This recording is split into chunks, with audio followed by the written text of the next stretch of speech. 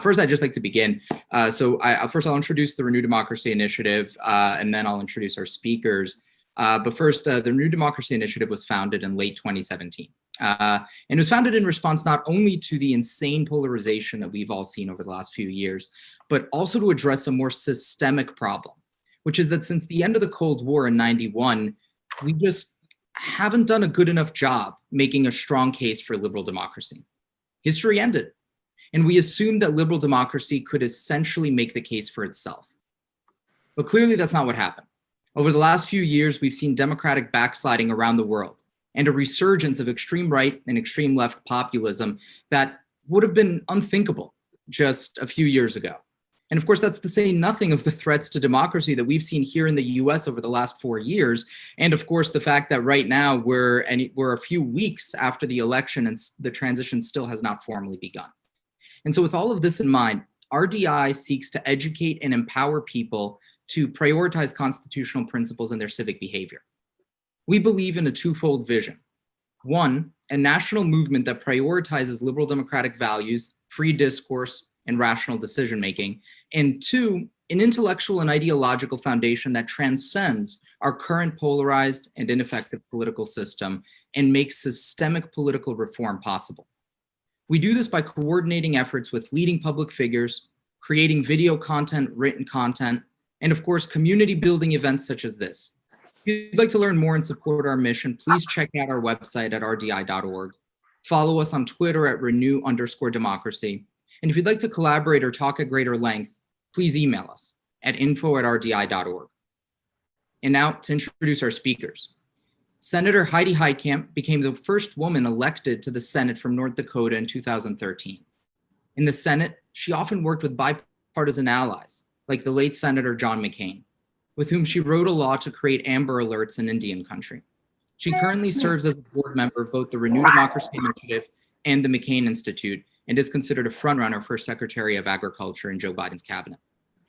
Cindy McCain is the chair of the McCain Institute, where she focuses on combating human trafficking and also serves as co-chair of the governor of Arizona's Council on Human Trafficking. In addition, Cindy is the chair of her family business, the Hensley Beverage Company, one of the largest distributors of Anheuser-Busch in the nation. And Applebaum is a Pulitzer Prize-winning journalist and author of the 2020 book, Twilight of Democracy, having previously written at The Economist, The Spectator, and The Washington Post, and is currently a staff writer at The Atlantic, senior fellow at the Agora Institute, and a member of RDI's board.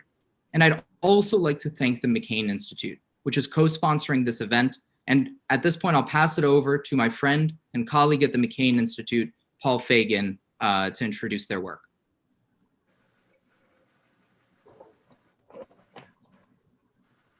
Paul is muted. Of course, you might be on mute. Of course, I was on mute, one of those faux pas. But thank you so much, Uriel, for introducing me. But I will be very quick so we can move on to this very important conversation. But I just wanted to greet everyone and thank everyone from the McCain Institute, which I am the Director for Human Rights and Democracy. We are inspired by the leadership of Senator John McCain and his family's legacy of public service. So the McCain Institute advances character-driven leadership, and it's based on security, economic opportunity, and freedom and human dignity. We do many projects here in the United States and around the world to promote these ideals, and we're so proud to be working with you, Uriel, and RDI. I'm so proud to have, obviously, Senator Heitkamp on our board, as well as Mrs. McCain as our board chair. So with that, I'm going to turn it over to Ann Applebaum to start off the conversation. Thanks again. So thank you, everybody. I'm glad to be here with you spiritually or virtually. Sorry that it can't be physically. I hope someday that we'll be able to have events like this in real life again. It really is my pleasure to be moderating this conversation between Cindy McCain and Senator Heitkamp. As some of you who tuned in at the beginning probably heard, they're not going to need me much in order to get them talking. These are two really extraordinary and accomplished women. They are also friends. Heidi Heitkamp was a Democratic senator from North Dakota. Cindy McCain was married to Senator John McCain, who was a Republican. And I'd like just to start off, just to give you a flavor of their conversations together. I'd like to start off by asking them both how they met each other and what it is, given that they come from different parts of the political spectrum, what it is that they have in common. So Cindy, maybe you want to start. Oh, well, first of all, thank you for having me. I appreciate the opportunity. And I want to also warn everyone, I've got a chihuahua loose in my room here and I can't get her out. So if she barks, I apologize. Listen, I am so happy to be here, and certainly more happy to be appearing with Heidi Heitkamp. Yes, we are friends. We met because we both believe in working against a topic that is so terribly heinous, and that is the topic of human trafficking. And both she and I became acquainted because of that issue. We have since traveled together because of that issue, and have talked a great deal in public and in private on this issue about not only trying to stem it, but to stop it completely worldwide. And so I love the fact that I have the opportunity to be friends with someone who is just such a great person, number one, but number two, has such great values and has the ability to make sense of what we are hearing. I like to tell people she's good common sense, because what you hear her say is exactly what's going on. And so I appreciate her ability to speak to the American people in such a sensible fashion. So it's my turn. When I started out in the Senate, I got this call. Cindy McCain would like to meet with me. And I'm like, whoa, I wonder what that's all about. So we went ahead and scheduled the meeting, and I expected that it was going to be really perfunctory. You know, here's some things that we want to do. And it wasn't 5 minutes into the meeting when I knew that Cindy was going to be a dear, dear friend. Because you know how sometimes you meet someone and not only do they have the substantive knowledge, but you know they have the passion and the enthusiasm, and that we shared that. But even more than that, I knew almost immediately that I could trust her. And I think that's a big part of the theme today, which is trust. How do you develop these relationships so that you know this person, you know, Cindy McCain, you know, famous for all the work that she's done, famous in the state of Arizona, one of the most prominent businesswomen in the state of Minnesota, that she's going to have my back and that I can trust her to say, these are my concerns. And that's not going to be on the front page of the paper anymore or again. And so I think Cindy embodies that kind of public leader that has a public opinion, but private friendships that you know you can trust. And I think that's a big part of what we're missing. You know, everybody's kind of throwing sharp elbows to get to the front of the line. And, you know, when we all can step back and say, let's link arms and march to the front of the line together on whatever cause that we're going to have, that's Cindy McCain. Cindy McCain at her heart is somebody who is a true public leader, and just gracious in the old-fashioned sense that we're missing today. And so I am very proud to call her my friend. We have way too much fun when we get together. We do, yes, we do. And you know, it's a good thing that we have Tessa and Megan to keep us on the straight and narrow. But we definitely have forged a relationship that goes way beyond politics. And could you both describe, I mean, again, you one of you is a Republican, the other is a Democrat. Is there something like shared values? What are the things that you have in common politically that have nothing to do with your party orientation? You know, I'll start with this. I think we both want to see things get done. We're tired of the gridlock. We are tired of things that would just be no-brainers at a previous time in our history, having to struggle so hard to get done. And so I think that's what draws us together is not always agreeing on policy, but agreeing that something needs to get done. And I think that's a bond that not enough people share these days. It's always my way or the highway. And I think both of us are very open to hearing a different path and trying to figure out how we could walk a different path going forward to accomplish what we know needs to be done, whether it's in human trafficking, whether it is making sure children on the reservation get what they need, whether it is making sure that we have a national policy, foreign policy that reflects the values, not just of Cindy's husband, but the post-World War II values. And so I think there's a lot of work that can be done if you don't let perfect be the enemy of good. And I think that's a practical thing that we both have in common. Mm-hmm. Well, I completely agree with that. And if I may add, the civility involved. I mean, we have a lot of fun, as she said, we absolutely do.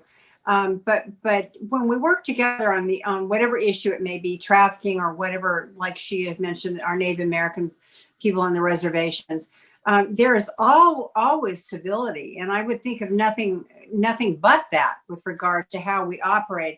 And I would like to think that the two of us are examples of what you can do, because we're at opposite ends of the spectrum on many issues, but yet we believe in the one thing that's important, and that is democracy and working for America, the goals of America, and not for the goals of personal gain. And so I think that's what the two of us exemplify in terms of how we work together and why we work so well together, and what we would hope the rest of the country could do with regards to what's in store for all of us coming up. Cindy, you did something very brave and very unusual during the last election, which is that you came out in favor of Joe Biden for president, which went against the wishes of your party in Arizona and in the nation. Can you just tell us briefly a little bit about why you did that? What were the motivations, and how that felt? Well, the reason, I mean, it was a buildup of things for me. It was not one particular thing, but the cap to it was because I'd listened to, like everyone else, I'd listened to everyone, what the president was saying and the things the White House was doing and all the things. And it was step by step by step. And the final blow was, of course, when the White House alluded to the fact that somehow our soldiers, our men and women in combat or in the military, were somehow losers and suckers. And as you know, our family has a long history of service, including 3 of my family members that are still in. And so what that meant to me is that I could either sit back and yell at the television set like everybody else, or I could get up and do something. And I really felt that it was important to finally say, okay, enough. I not only do I not agree with any of this, but I disagree with how the way this country is heading. And I'd never done that before, but it was the right thing to do. I'm glad I did it. I have no regrets. And I hope I encouraged other people to do just the same. And I hope, more importantly, I hope I encouraged some women, especially Republican women that were perhaps divided on the issues, to step over the line with me and vote Democrat for the first time in our lives. Mm-hmm. No. Heidi, when you were in the Senate with John McCain, you were part of something called the Common Sense Coalition. This was a cross-party, bipartisan group inside the Senate that worked together. Can you talk about what inspired you to join that group, but also what's happened to its members now? Because I'm not sure that all of them would find it so easy to work together nowadays. The Common Sense Coalition was formed during one of those infamous government shutdowns. And so it was, we watch and we wait for our leaders to, forge some kind of compromise, and time goes on and nothing happens and nothing happens and nothing happens. And Susan Collins, along with Lisa Murkowski, as kind of her lieutenant, said, let's put together a bunch of people we know who know how to work across the line. Pretty sure the first call they made was not me. It was John McCain, who was a part of that effort at that point in time. And then it was, who can we bring in who could, in fact, forge some kind of solution to this problem and guarantee that we could get it across the finish line. One of the kind of unspoken rules, like you always have, you don't get to talk about Fight Club. One of the reasons why the Common Sense Coalition works so well is we didn't take the disagreements outside of the room. We just work together to try and come up with an alternative path to open up government, to resolve the conflict that didn't seem to be getting resolved.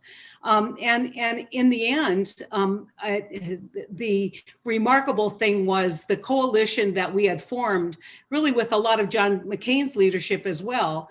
The coalition solution was the one that was adopted because we knew that it was the one that would lead to opening up government. And, that was a great example of, I wouldn't say stepping over leadership, but augmenting leadership. But what it taught me was that, that individual members of the Senate, when they can get together and form coalitions, can in fact have an impact that goes beyond where leadership is. I have not been there for 2 years. That group was formed right after the president, has been kind of put together periodically during really difficult times. The last series of meetings that I attended were a series of meetings to try and figure out how we were going to deal with the president's revocation of DACA. As a result, what happened there is the crisis was mitigated by the court intervening and saying we're not going to reverse President Obama's policy on DACA.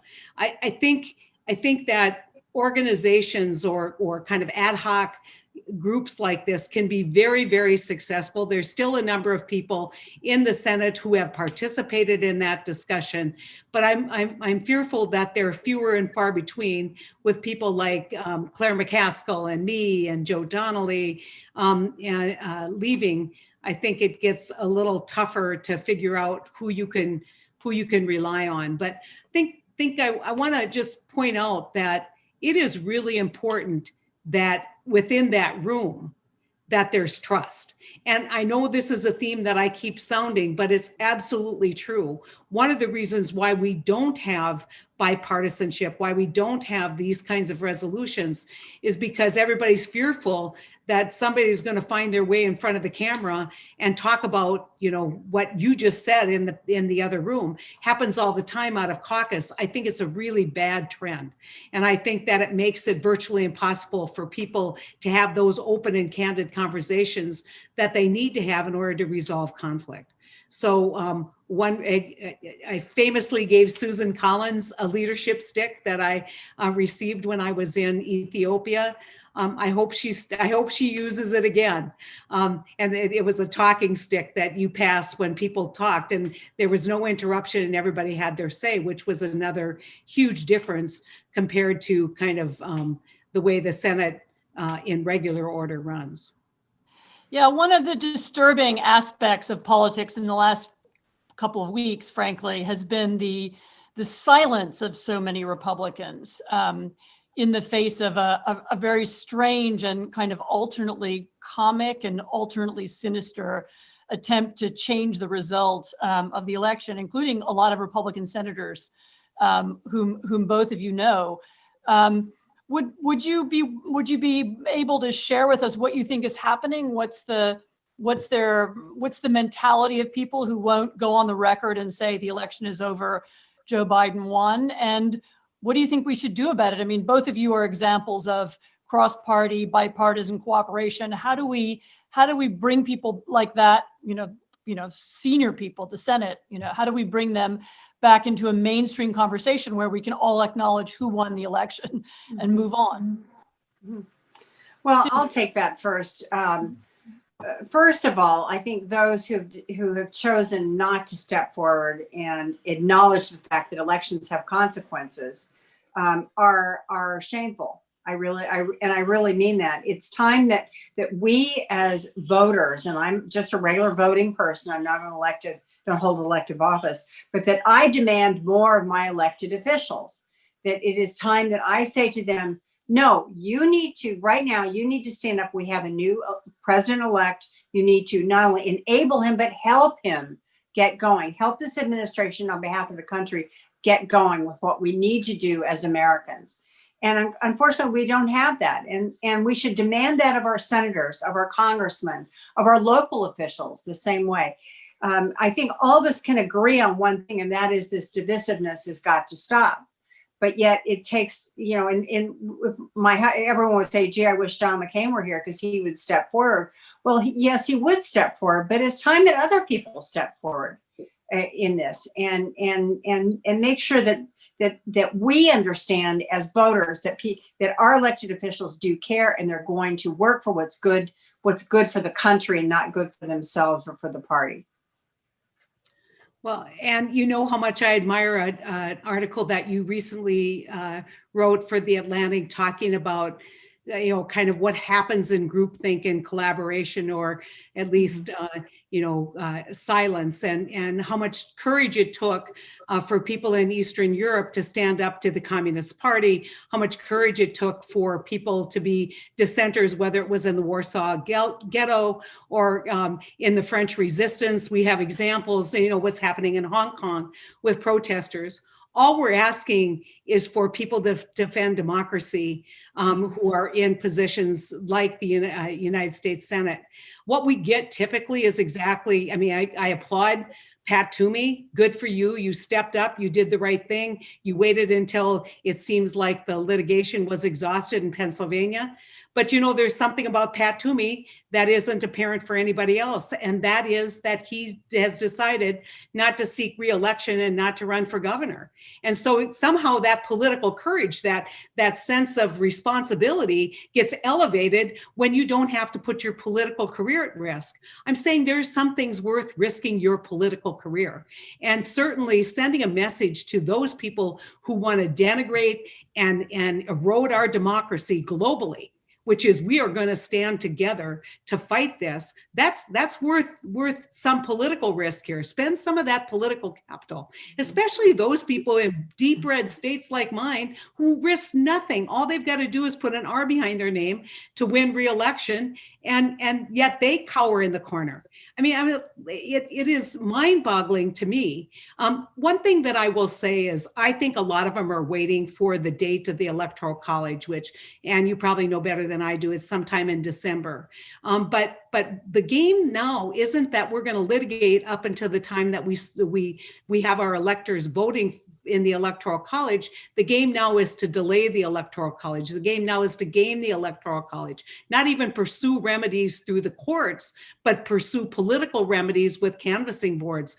This now has gone from, oh, let him exhaust his legal remedies, to now we're in a political fight. Now it's even more important that our colleagues in the Senate and across Republicans across the board step up and say enough is enough.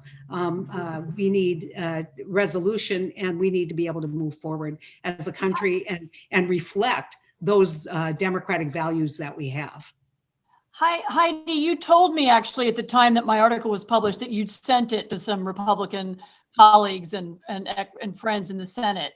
Have you been in touch with any of them now? Have you tried talking to them about the current situation?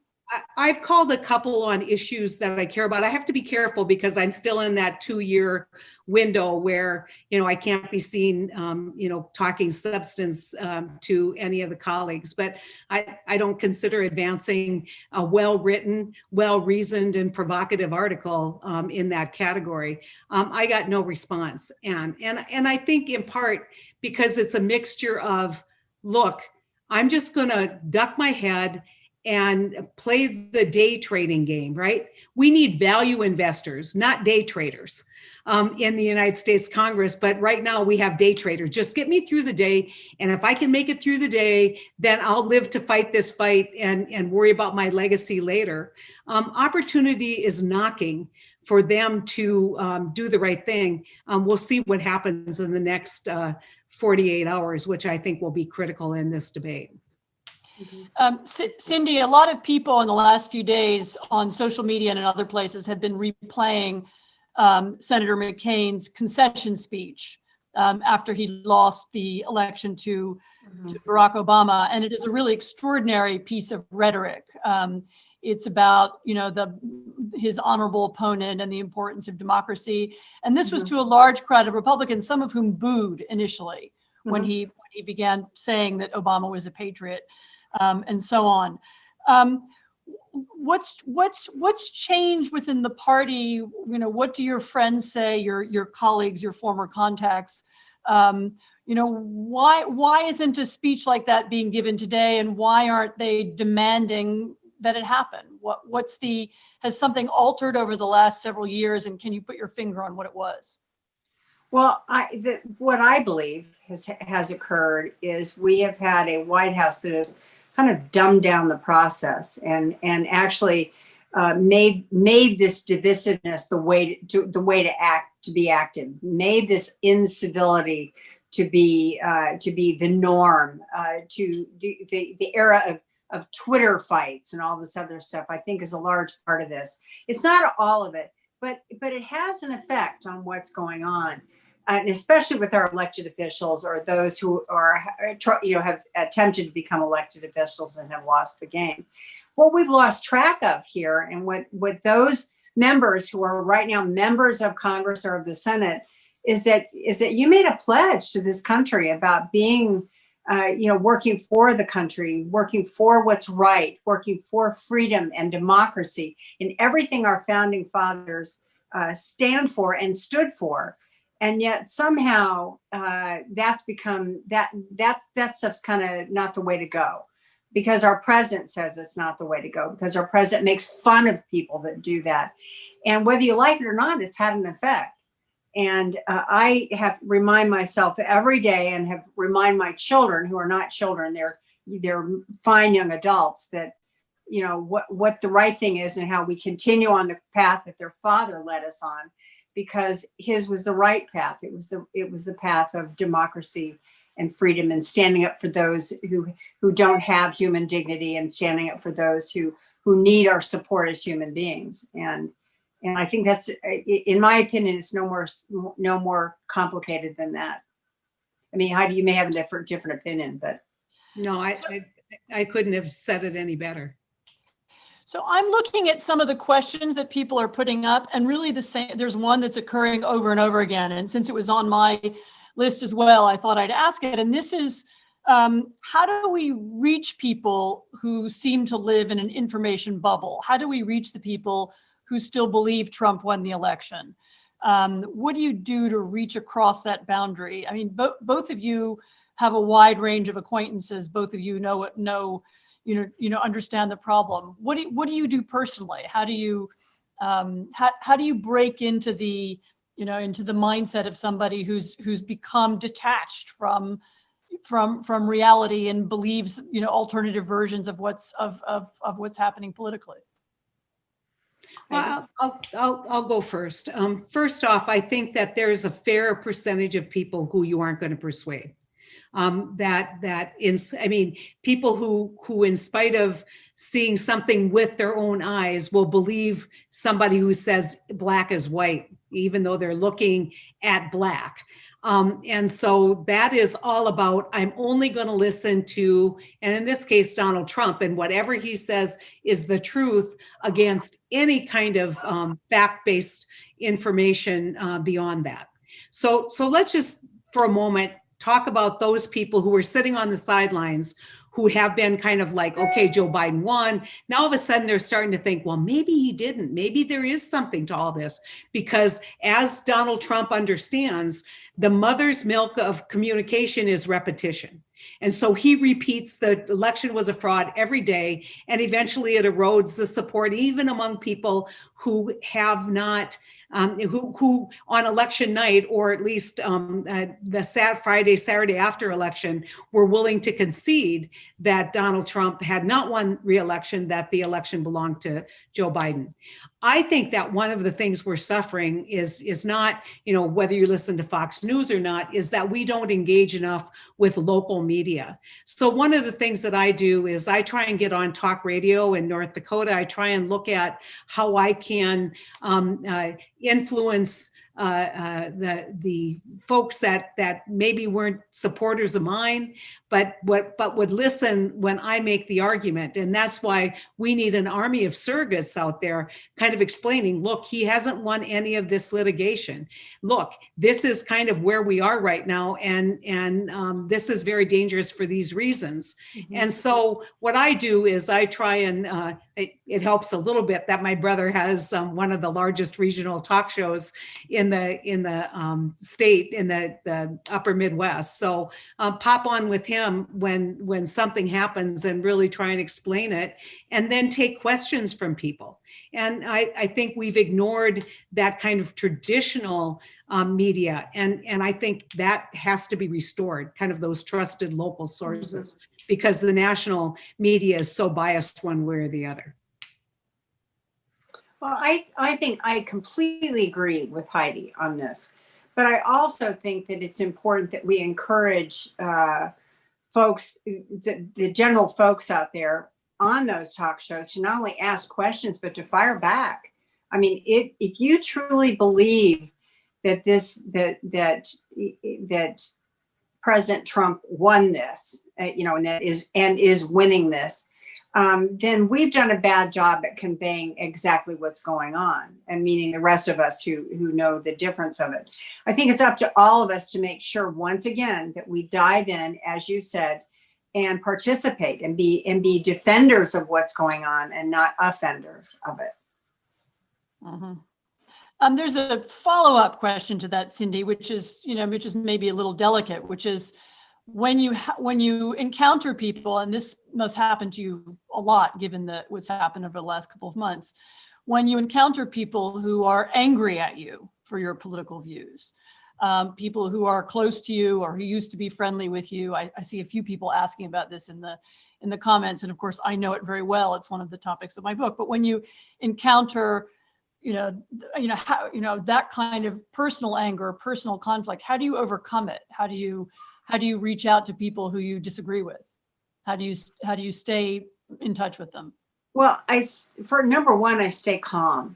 I try to remember that I don't believe it's personal. They may believe it's personal, but I don't believe it's personal. And so if I stay calm and stay patient and do all the things my husband used to tell me was, don't lose your temper, and remind myself of the way of his path, then I can do this. And to me, it's important to talk to friends and people who are on the opposite side and who are really upset by this, because it's important. And with that said, it's also important that we remain civil, always civil in every way, shape, and form. And that's how we move forward. It's going to be a slow process. Believe me, this is not something that's going to happen overnight. And I have plenty of people that are, I guess the word would be, kind of upset with me right now, but that's okay, because I'd like to agree to disagree with them. I hope we can. Mm-hmm. What about taking it up? I mean, those are conversations, that we have with one another. Joe Biden has talked about, and I think this is going to be a big theme in the first part of his administration, has talked about trying to bring the country together, about trying to work with Republicans across the aisle. First of all, do you think that's going to be possible? You both know the Republicans in the Senate very well. And second of all, what can ordinary people do in order to help that process? Are there organizations they should be part of? Are there things they should be doing? What do you both think? Well, I'll start. I penned an op-ed for the Financial Times. I do not think the solutions lie in the solution of unifying the country lie in Washington, D.C. I think that we have a kind of toxic soup of an environment there. And I don't think that you can lead from Washington. And that's why in my op-ed, now the advice that I've given is get out, meet with the governors, meet with the state attorneys general, meet with the mayors, meet with a bipartisan group, get out and get to places like Omaha, Nebraska, Kansas City. Do not govern from Washington, D.C.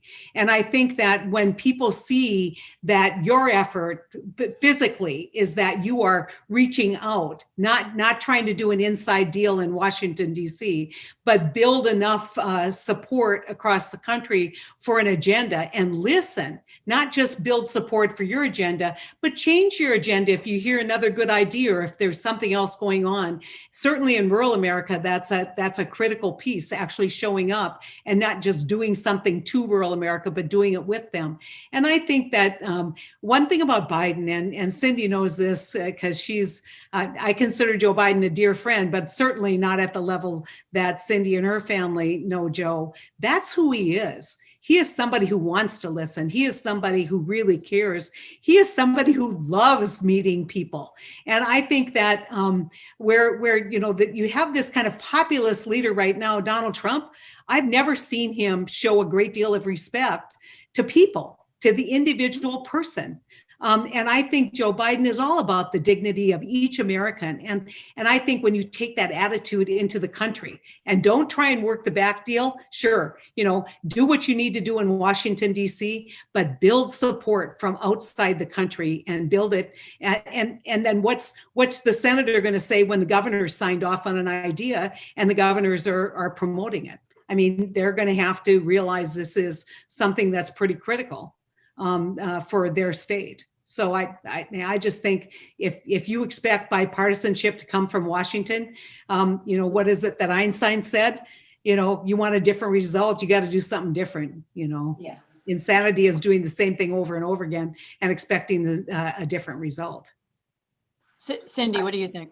I completely agree with that. And it is within your right as a voter and someone electing our elected representatives to say, it's time to get home. It's time to be here now. We want to talk to you. And that happens at the ballot box also. So I know that in the case, and I'll use my husband as an example, but he was home every weekend. That's how you get to know what's going on. That's how you work with people. That's how you understand not only the machinations of your own state, but what's going on in people's minds around the country. It's really important. And I think a lot of our elected members think that they were elected to go to Washington and that's it. And that is why this new age where you can tweet or Zoom or whatever makes you look like you're in your home state, but you're not. And obviously this is an unusual time. But we should demand that of our elected representatives, that they not just come home, but be a part of our communities and talk to us. And what should the people on this call be doing? Should they be calling their senators? Should they be calling local radio stations? How do they make sure people in Washington know that they want the country brought together again and around facts and not conspiracy theories? I was in Washington during the first Social Security debate with Reagan. And when everyone thought, oh, no one really cares about Social Security. Well, guess what? People wrote and wrote. And in those days, there's no email or anything, but people wrote and wrote and wrote and got the elected officials' attention on that issue. That's how you do it. You have to be tenacious and you keep writing, you keep calling, you keep your letters to the editor, all those things. It's important. That's civic engagement. And that's what we should be doing as the electorate, in my opinion. I think you're going to find a number of organizations for those folks who are Republicans who are watching this. What I would say is in the state, if you have a senator who has not yet spoken up, send him an email. If you've already done that, him or her an email. If you've already done it, call them out publicly. I think there's nothing like someone saying, look, I've been a supporter. But I care about my country first. And, I'm not calling names. I'm just saying, do the right thing. And so I think there's a number of avenues, whether it's letters to the editor, whether it's petitions, whether it is calling talk radio. You will see a movement in response. And I always laugh when people say, oh, you're doing this because of special interests.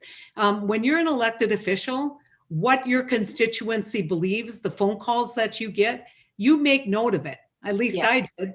And I think calling is the least you can do, writing letters to the editor, organizing maybe groups of business people who say this isn't good for the country, you know, kind of traditional constituency groups, stepping in and saying, you know, you can't keep doing this. I don't know where this ends without the people demanding that people do the right thing and that we move this country forward and recognize the results of an election. I never thought we'd ever be here, but, you know, and, you know, our friend Gary Kasparov always says, you know, Americans are finding out their democracy is on the honor system. Well, you know, it's time that we make our elected officials honor our democracy by doing the right thing. Mm-hmm. Yeah, one of the oddities of the last 4 years, I think, or the discoveries rather, was that we all learned how much of democracy actually isn't mandated by the legal system. It was just a set of norms and assumptions about behavior. And as Cindy has said so beautifully, it was about a certain kind of civility that turns out to be necessary for democracy to move forward. A lot of the people writing questions are asking about civic education and whether maybe we've lost this sense of civility, we've lost this sense of shared identity or shared purpose because people don't understand it as well as they used to. What do the two of you think about that? And, you know, I mean, there's a lot of fluff said about civic education. I feel like I've heard this conversation about we need more civic education for a long time. But what are some concrete answers to that question? What are both for adults and for children, and for all of us? Cindy, you want to start? I know you've thought. Sure. Yes. You know, as a former teacher, I completely agree. At least in Arizona, we have lost some of, not all of, but some of our civic education within the public schools. And I think it's extremely necessary and important that we put it back into the schools. More importantly, I think also not just teaching civics, but living civics. It's something about teaching our children not only what it is, but why it's important and how to live it each day. And that is being civil to somebody, teaching respect to somebody, agreeing to disagree. All those things can be included within our education, within our public schools especially, and can do a great deal of not just good, but have a great deal of promise with regards to our young people.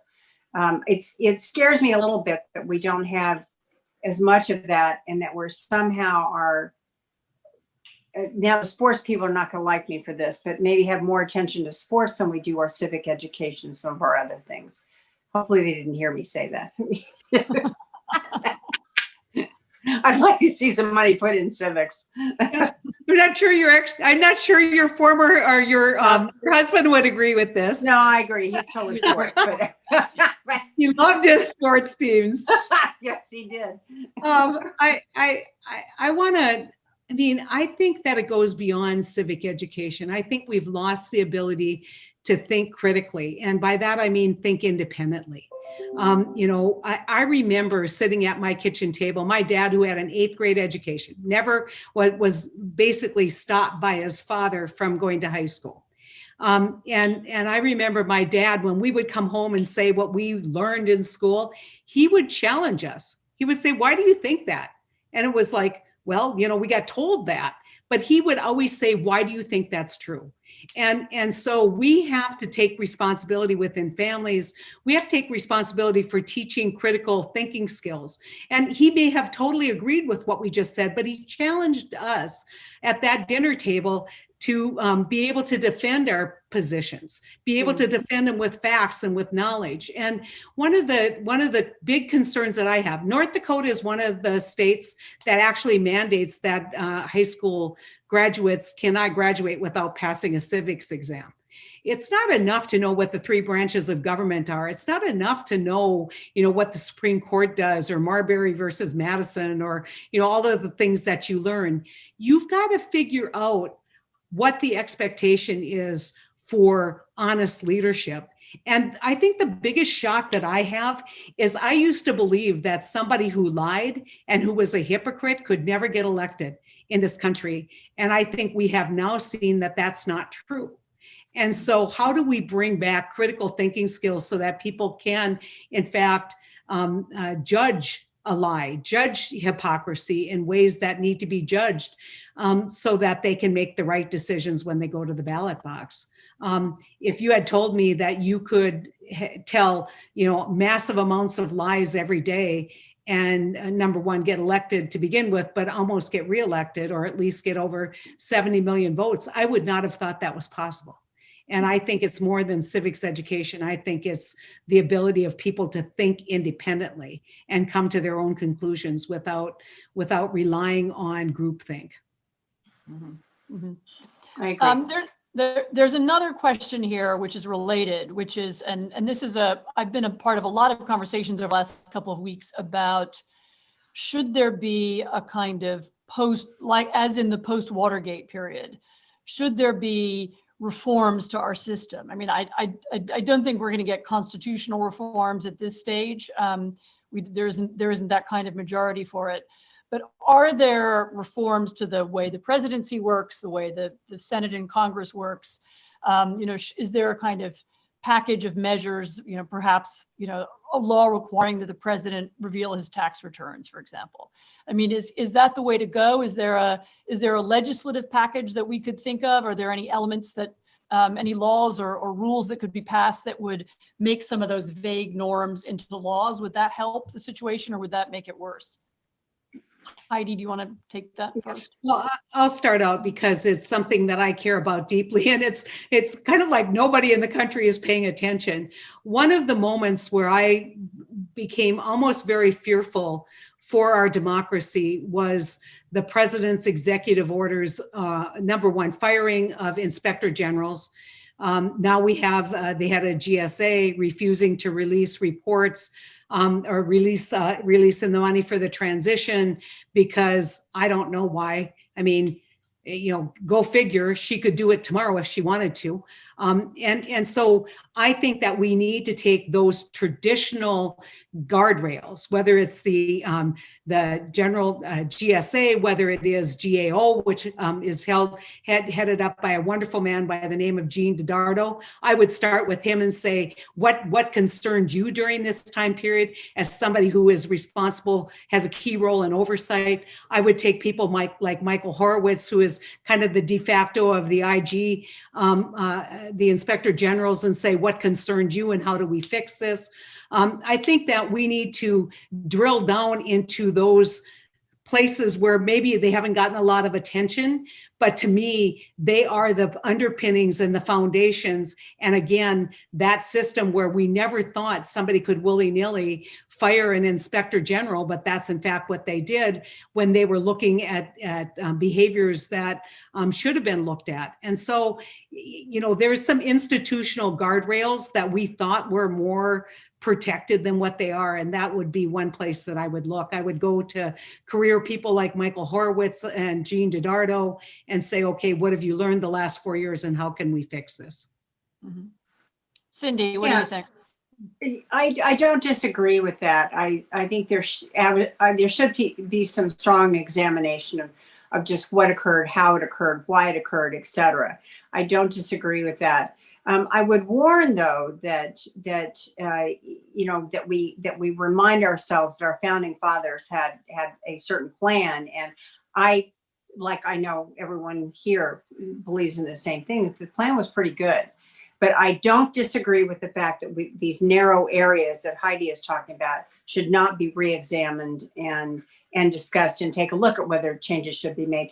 For instance, but this is not part of that, but it is part of the FEC, is the tax returns, the whole tax return issue.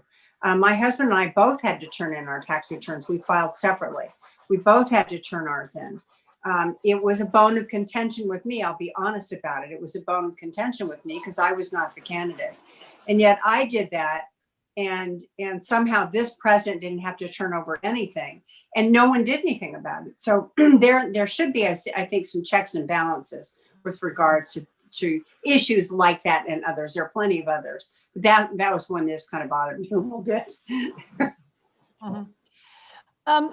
We're coming to the end, but there are a couple of people on the call who are from Michigan, and who are worried by the fact that that Michigan may fail to certify results of the election because one of the Republican members of the committee that's supposed to do so has, might decide for political reasons not to.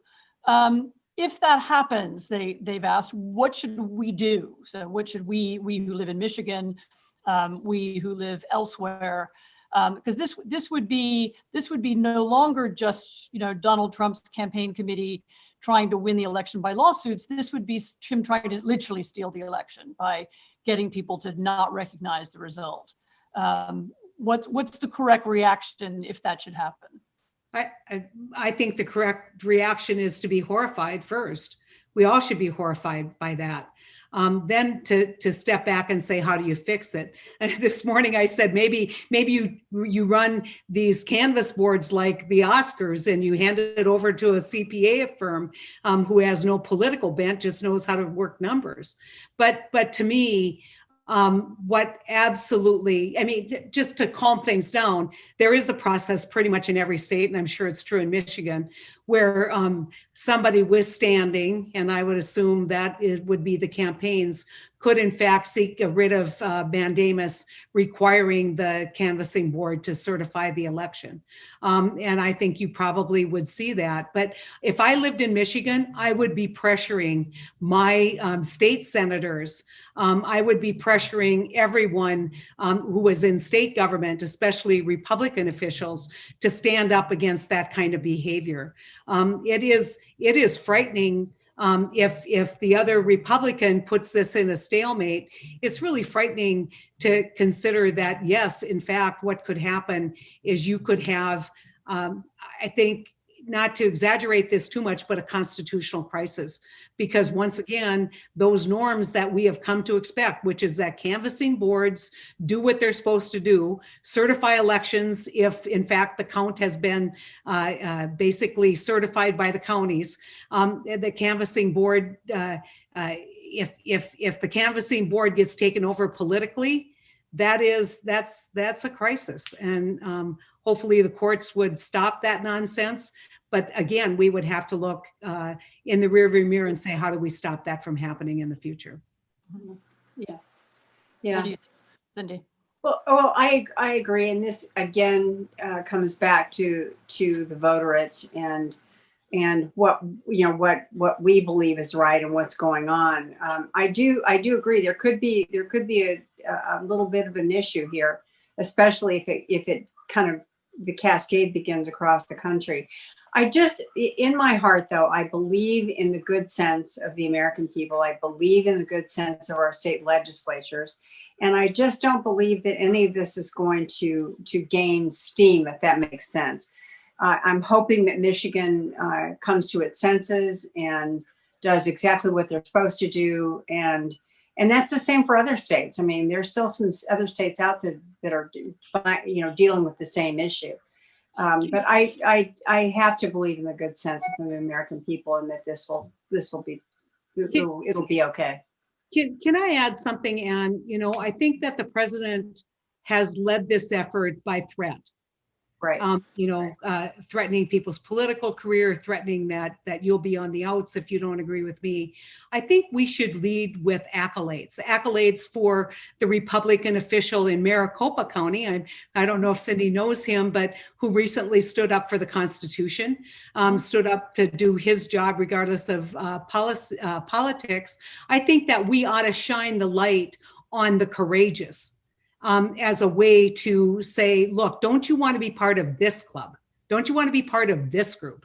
And because history is going to judge you, as Robert Kennedy said, but more importantly, in the future, you're going to judge yourself on whether you protected this democracy. And so let's reward and give accolades to all of the great people who are actually standing up for the system, who are also Republicans. And that can go a long way towards hopefully shining a path of in this case, righteousness to defend our democracy. So Heidi, those are great words to end on.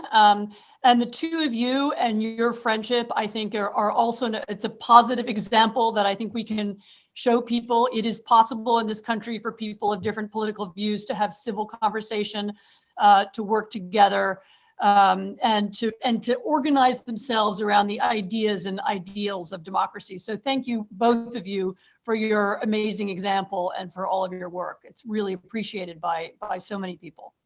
Thank you. Thank you, Anne, and keep up your great work. I mean, anyone who isn't reading your articles and reading your book, please do that. Thank you. Thank you. Put a plug in for Anne. Now I'll give the last word to Uriel Epshtein, who runs the Renew Democracy Initiative. So. Yes, and I just want to reiterate again, thank you, first, all the attendees for coming. I think this was a fascinating conversation. Just as importantly, thank you to our speakers, Heidi, Cindy, Anne. The three of you are absolutely incredible, and I know certainly have inspired much of the work within the Renew Democracy Initiative. Again, for anyone curious to learn more about our mission, the work that we're doing, the way that we're trying to address some of these issues that Heidi, Cindy, and Anne have brought up here today, please don't hesitate. Take a look at our website, rdi.org. Feel free to reach out to us directly at info@rdi.org. We're happy to engage, and I'm happy to talk to a lot of folks who are interested in collaborating or anything like that. I also want to thank the McCain Institute for co-sponsoring this event. I very much look forward to our continued partnership. And so with that, I think for the first time, we're going to be ending just a couple of minutes early. So thank you everyone for attending, and I look forward to many more exciting future events. Thank you, everyone. Thank you. Bye-bye. Thank you. Thank you all. Bye.